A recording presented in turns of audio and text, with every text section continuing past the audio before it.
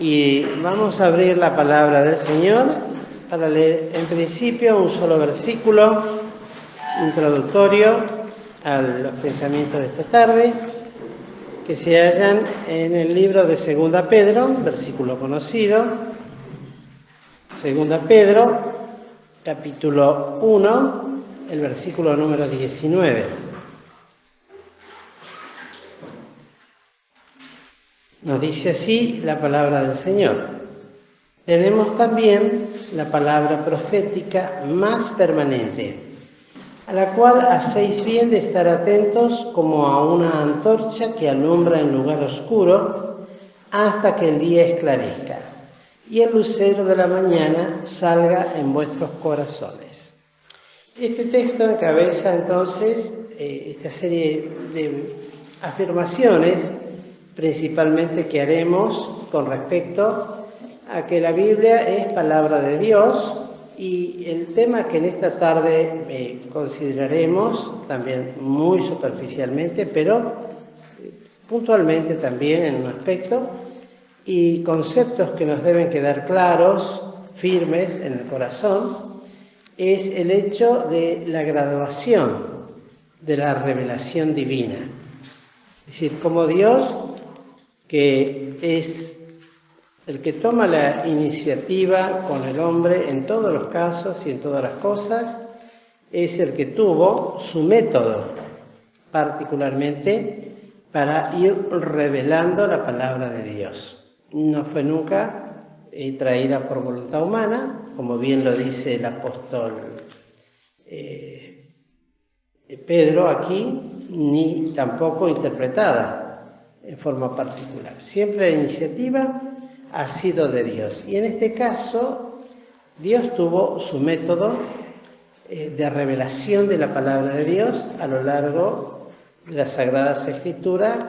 Se puede entender y se puede ver si reverentemente hacemos un estudio integral de la palabra de Dios.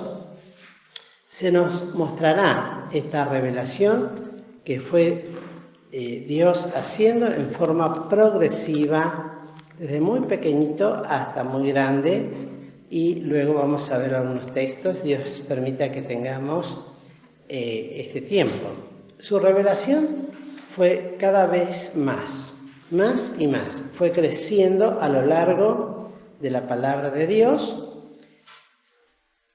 porque Dios así lo quiso, y tal revelación, al ir aumentando, tenía un propósito, y es el hecho de que era proporcional a la capacidad que tenían los siervos, a los cuales Él escogía, que iban siendo, a través del tiempo, más y más también capacitados para recibir revelación de Dios.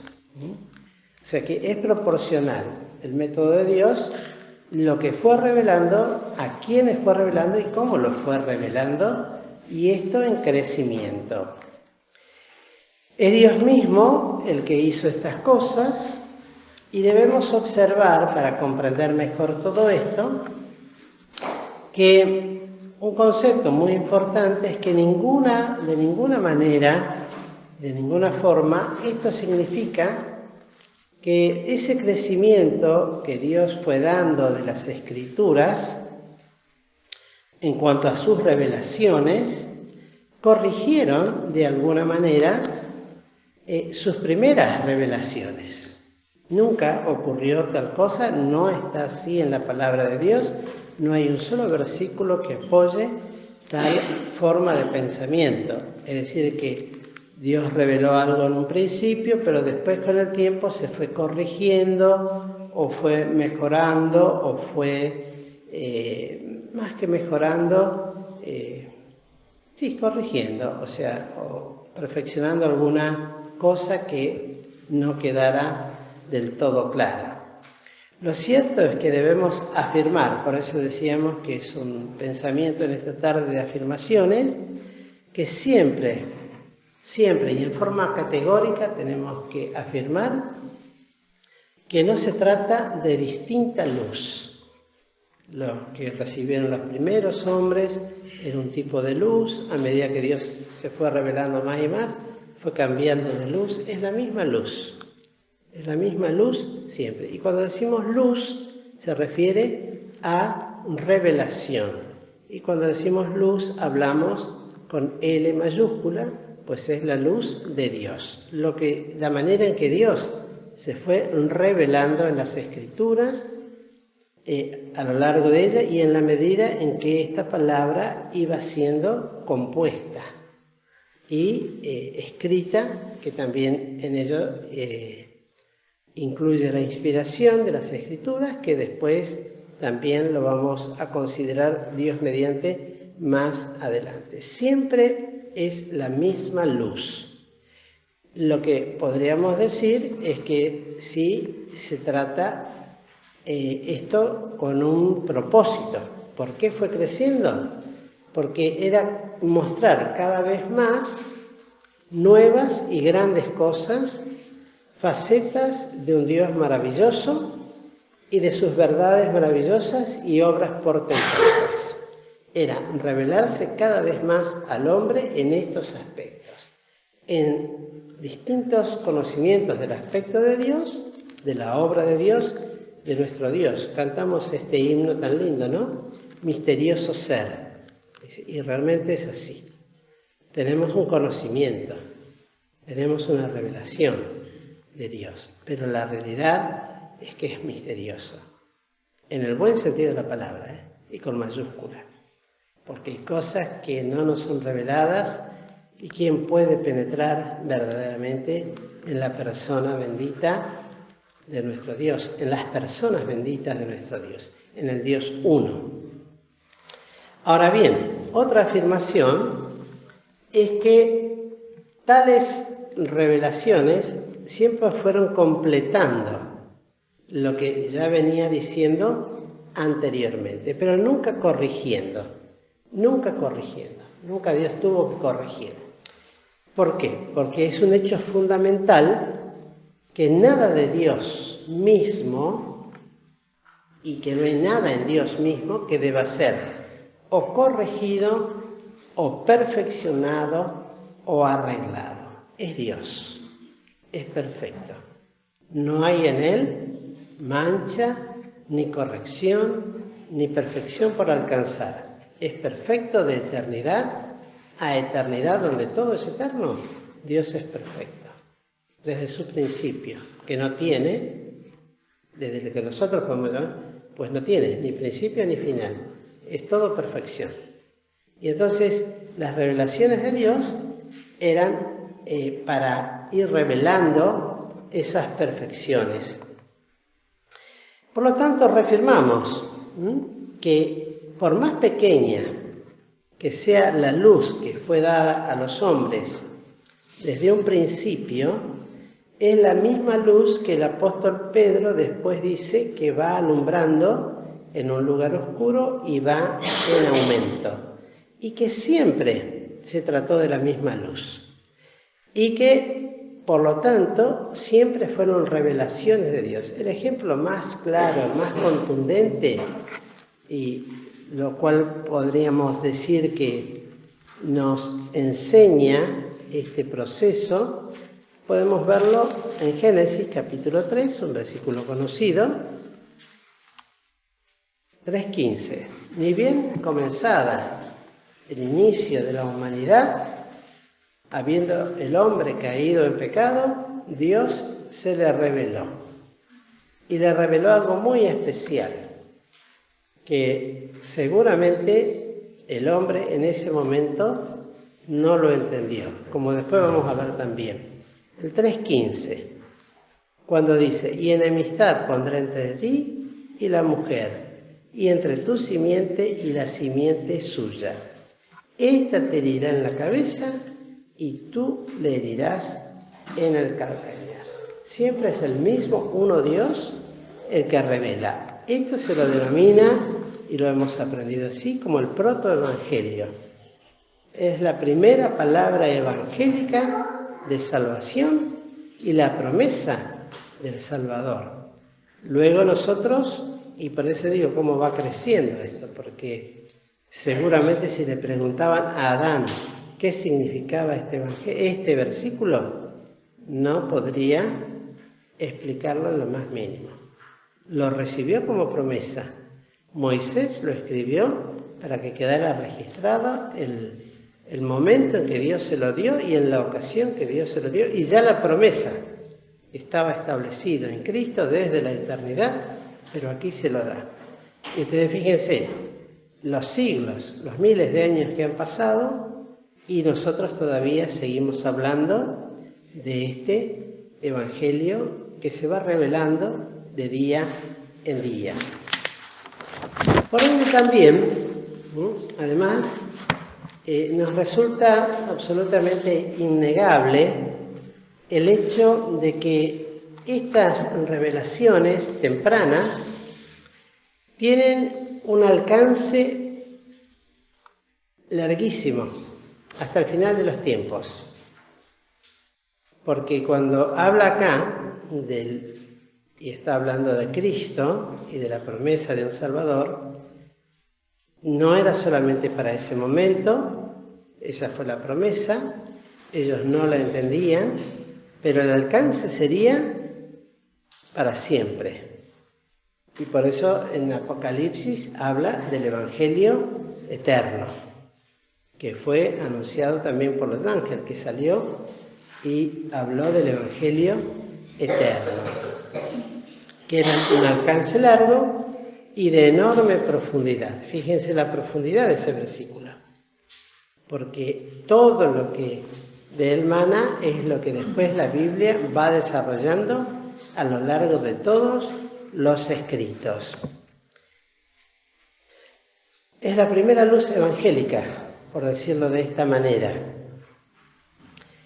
Y que los mismos videntes o profetas que le escribieron, si bien hablaban de estas cosas, les estaba escondido todavía. Y la revelación que tenían y la escribían no significaba que ellos la entendieran, sino que estaba escrita con fines de que sea comprendida y entendida a quienes les tocaría vivir esta realidad. Un ejemplo muy claro lo tenemos, por ejemplo, en Daniel, capítulo 12. Son ejemplos que damos, pero que en síntesis también habla de la experiencia de los profetas. En Daniel 12, 5 al 9.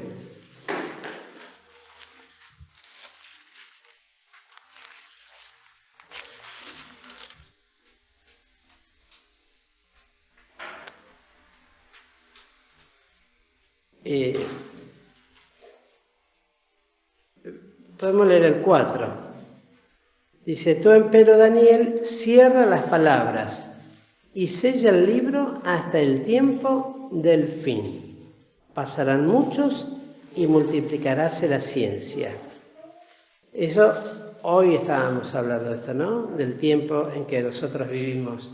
El domingo lo anunciábamos cuando hablábamos de la segunda venida de Cristo y de los eventos y de las señales de los tiempos. Pero fíjense la experiencia de Daniel, en el versículo 5 dice: y yo, Daniel, miré, y aquí otros dos que estaban, el uno de la otra parte de la orilla del río y el otro de la otra parte de la orilla del río. Y luego de que dice la pregunta al final del 6, ¿cuándo será el fin de estas maravillas? Y él oía al varón vestido de lienzos, junto al viviente, y cuando acabaren estas cosas, dice, ¿no? Y luego nos dice en el 8, y yo oí todas estas profecías de los últimos tiempos y aún del tiempo del Apocalipsis, ¿no? Y yo oí, mas no entendí. Y dije: Señor mío, ¿qué será el cumplimiento de estas cosas? La respuesta fue y dijo: anda, Daniel, que estas palabras están cerradas y selladas hasta el tiempo del cumplimiento. Eso es lo notable. Eran reveladas, eran dadas, pero a la vez selladas.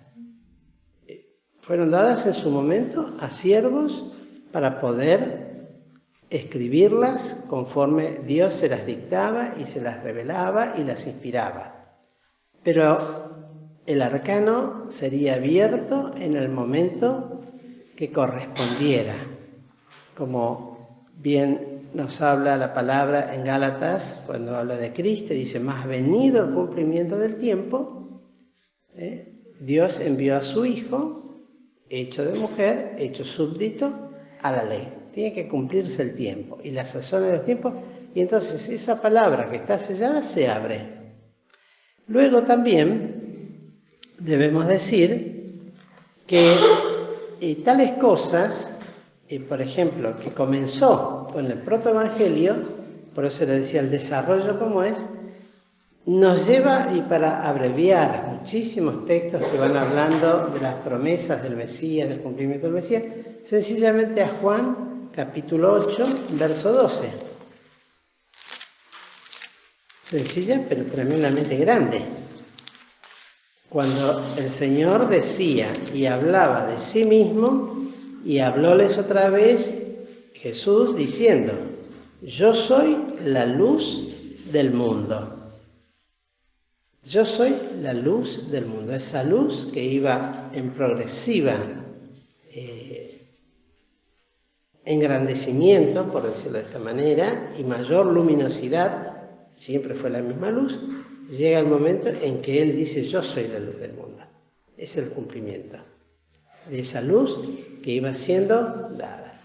Y por ende también, a través de esto, el Espíritu Santo se ocupa de enseñarnos y revelarnos en las Escrituras que de la obra redentora y de la cual luego de Cristo inclusive hablaron los mismos apóstoles. Vemos en Efesios capítulo 3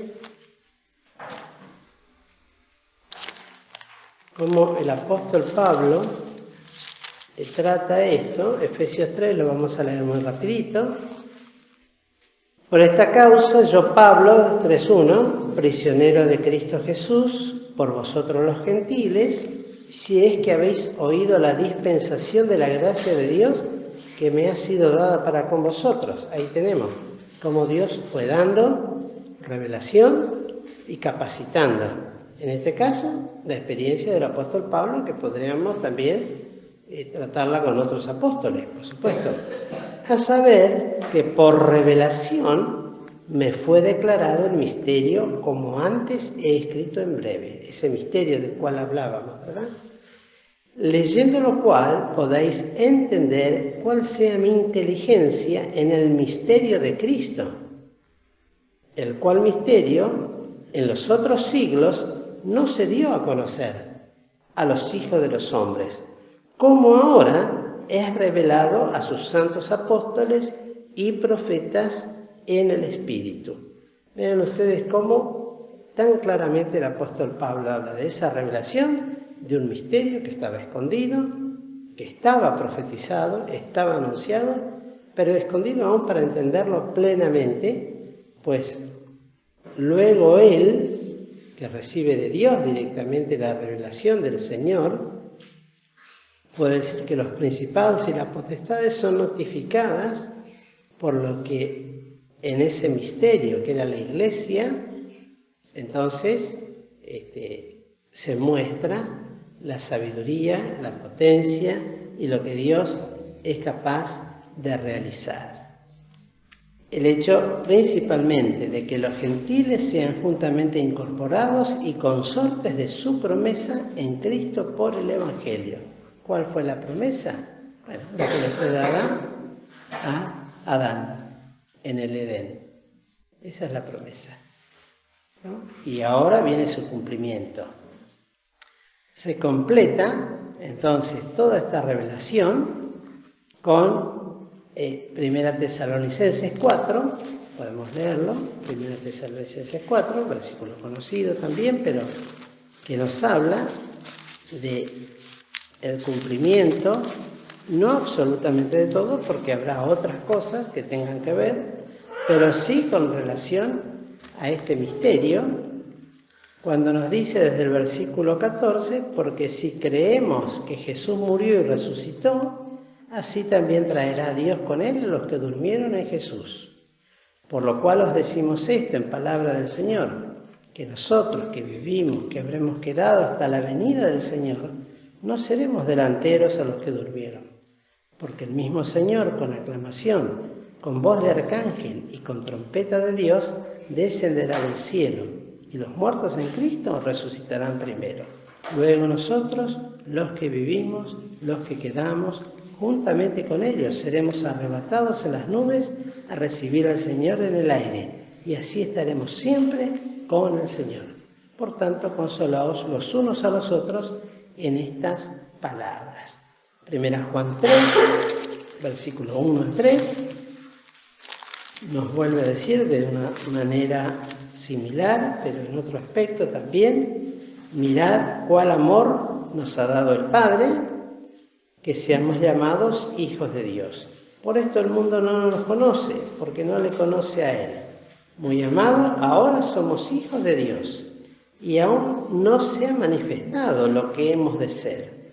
Pero sabemos que cuando Él apareciere, la luz absoluta, seremos semejantes a Él, porque le veremos como Él es. Por lo cual, entonces, cualquiera que tiene esta esperanza en Él se purifica, como Él también es limpio. También Santiago lo anunciaba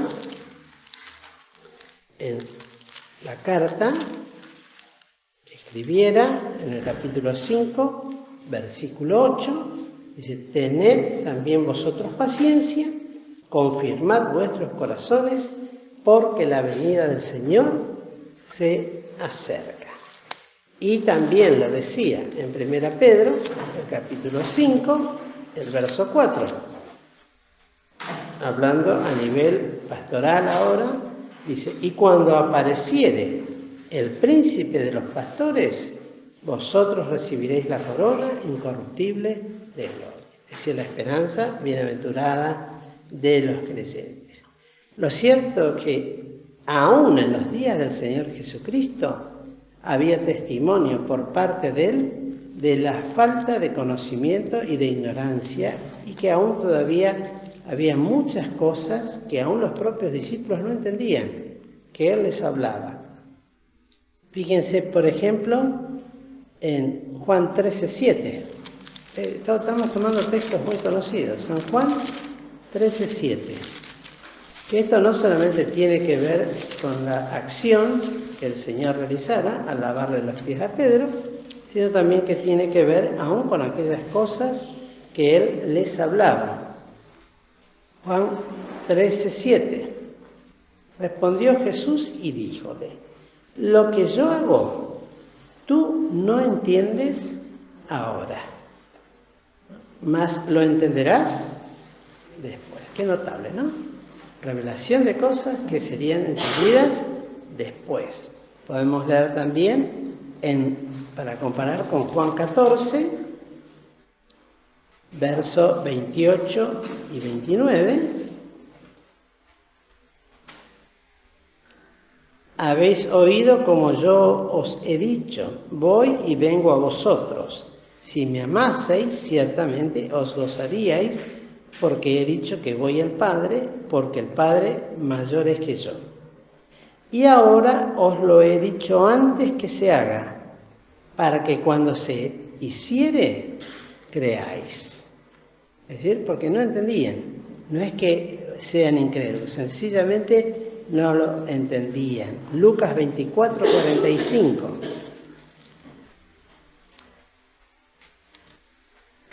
Estando Lucas 24:45.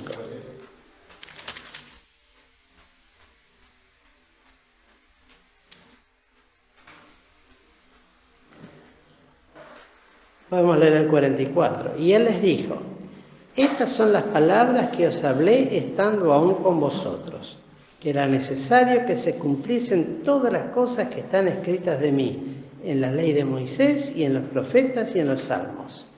Y el 45, la acción bendita del Señor Jesús por medio del Espíritu Santo, cuando dice: entonces les abrió el sentido para que entendiesen las Escrituras. Qué notable esto, ¿no? A mí esto me impactó porque digo, aún para nosotros, permanentemente tiene que ser así.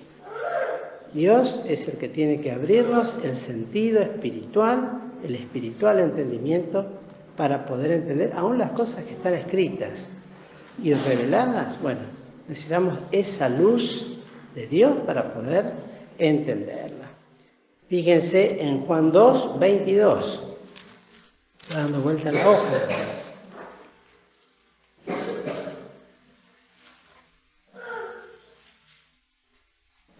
Por tanto, cuando resucitó de los muertos, sus discípulos se acordaron que había dicho esto y creyeron a la Escritura y a la palabra que Jesús había dicho. Fíjense ustedes, también aún ahí, estando el mismo Cristo presente, haciendo cosas, realizando obras, maravillas, y no entendían. Necesitaban esa revelación gradual de Dios. Y ellos pudieron ver después. Después testificaban. Al final, lo que hemos visto, lo que hemos oído, lo que hemos tocado, lo que palparon nuestras manos, tocante al verbo de vida. Pero lo notable es que mientras que estuvieron con el Señor había muchísimas cosas, yo diría casi todo, no entendían, se llevaban, por supuesto, porque amaban al Señor y creían en lo que Él decía, pero lo entenderían después. Y por último, la reflexión del Señor en Mateo capítulo 15, versos 16 y 17. Con este terminamos. Mateo 15, 16 y 17. Y Jesús dijo: ¿aún también vosotros sois sin entendimiento? ¿No entendéis aún que todo lo que entra en la boca va al vientre y es echado en la letrina? Miren el poco discernimiento que tenían de las cosas y lo que el Señor les tiene que decir. Queridos hermanos, todo esto, lo que hemos dicho esta tarde, muy brevemente, muy rápidamente, si alguno tiene tiempo después, quiere volver a repasarlo con la palabra de Dios, veremos que son verdaderas afirmaciones que hacemos conforme lo enseña y establece la palabra de Dios y apoyados en la palabra de Dios. No puede haber entendimiento, conocimiento, luz en la interpretación de las Sagradas Escrituras de no ser que Dios, nuestro bendito Padre Celestial, por su Espíritu, abra nuestro espiritual entendimiento. Siempre es así. Siempre tiene que ser así. No basta solamente que seamos creyentes. Es importante desde ya, fundamental ser creyentes, porque si no tampoco tendríamos el Espíritu Santo de Dios. Pero después también es otro ejercicio importantísimo el someternos al gobierno del Espíritu Santo en nuestras vidas y a la guía del Espíritu cuando leemos, cuando estudiamos, para orar, para suplicar a Dios.